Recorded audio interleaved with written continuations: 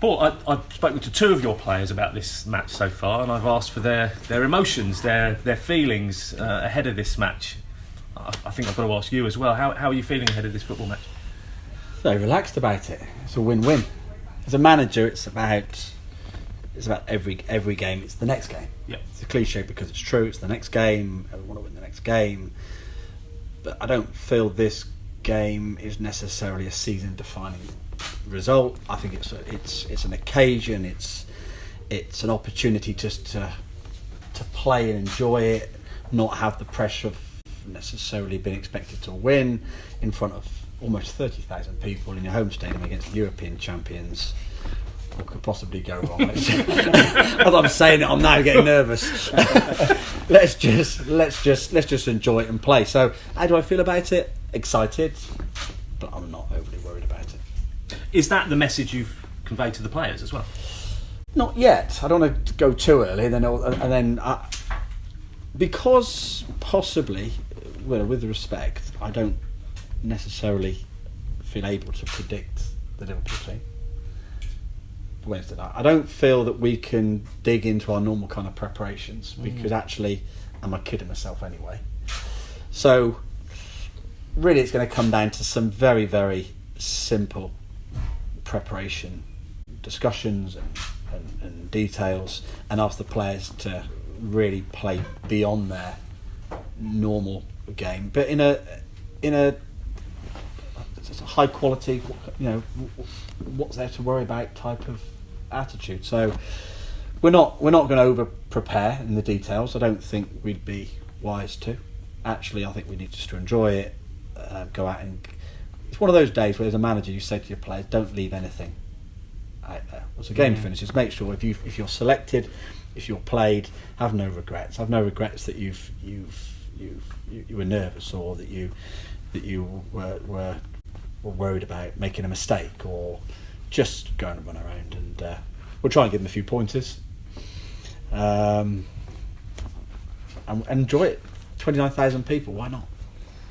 Is there a point for a professional footballer when they come up against players from a higher division, players that are recognised in the public eye, like Alex Oxlade-Chamberlain or Adam Lallana?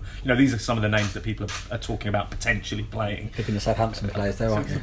I did actually, yeah. Not on purpose. Is there a point as a professional footballer from a League One football club that you, not starstruck, but do you, while you're playing and putting in the effort and working hard and doing everything for your team, there's a little thing that goes through your mind and says, "Oh, that's Alex Oxlade-Chamberlain. I've seen him play for England." Maybe, but I'm not going to overthink that or discuss it, because every person's different. Every player is different, and actually, what I found through past experiences is sometimes the players you expect to think like that don't, and the ones you expect to deal with it better do have those thoughts. So I don't really know. All I'd say is don't worry about it. Go and play and put your best game out there. Can I say things in the dressing room which help? Maybe. But ultimately, there are 11 different players, and whatever I say, they'll hear it differently. That's what happens. And I just have to try to pick 11 players that can play their best football. And there are other circumstances which impact as well. Players that I might rest one or two myself, because that's probably the sensible thing to do. So this is not a win-at-all-cost game. It would be marvellous if we do, but we're not planning to. We're not expecting that to happen. We'd like it to happen. It would be marvellous if we did, and who knows. But let's just go and give it our best shot. Do the stars need to align to win this game? Yeah, possibly. Yeah. It's one of those, isn't it? Yeah. But I think we need some clarity in how we're going to defend and how we're going to attack. I don't think it needs to be very complicated at all. I think it needs to be very simple. And yes, one or two things might go our way, but if they do, great. But I'm just looking forward to the game. I'm looking forward to this more than any other game I've played this season. Why wouldn't I? We've got nothing to lose, have we? You've come up against Liverpool before, haven't you, in your previous job? Yeah. What's it like playing a huge side and having everyone, because everyone watches, don't they? They they want MK Dons. Well, some people won't want MK Dons to win because we know about that, but most people will want that upset. They want it to happen. Yeah, I mean that was an FA Cup game, a Friday night live on BBC type of game, which is quite an event. Yeah. And we drew 2-2 with them, my Exeter team that night, and could have won. Actually, our best player on the night was a wet, slippery, muddy pitch. So I don't think quite we've got that here Wednesday. So that's not in our favour. But we had a similar attitude that night actually. What's there to lose? Don't worry about it. And we gave it a really good go, and we could easily have won it. With a bit of luck, we could have won it. But I'll be approaching it in a similar way. When I come and see you and we talk on a Thursday ahead of the Saturday games, I often ask you about the opposition manager. I think it was Gary Waddock last time out and before, and I'll say, have you crossed paths with that manager before? What do you know about them? What do you know about Jurgen Klopp? Well, I see him on TV most days. So that's the first thing, and he was very gracious and he's very charismatic, and he happens to be able to put a good team together.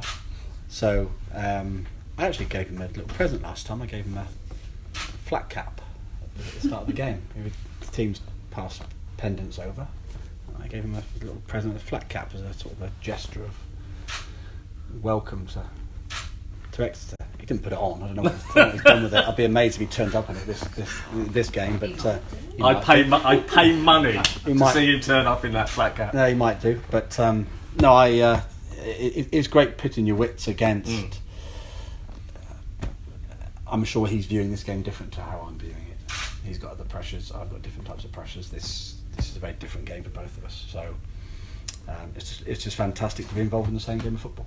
When you've got a crowd the size that we're going to see inside Stadium MK, it could be close to the record for football here, which was the Brazil game. It could be up there for that. Is there in some way a sense of responsibility that you want to put on a good show? You want to show those fans who have come for the occasion, because that's what happens in football. People will come for the occasion, and it's an occasion. So for you, a few of those CMK Dons perform well and maybe come back on a Saturday against Wickham. Let's hope so. But I can't go into the game thinking that's my only driver. It's that's a product of a very good night. That'd be the product of one of those special nights. But either way, I hope people enjoy it. They're going to see high quality football in a high quality stadium.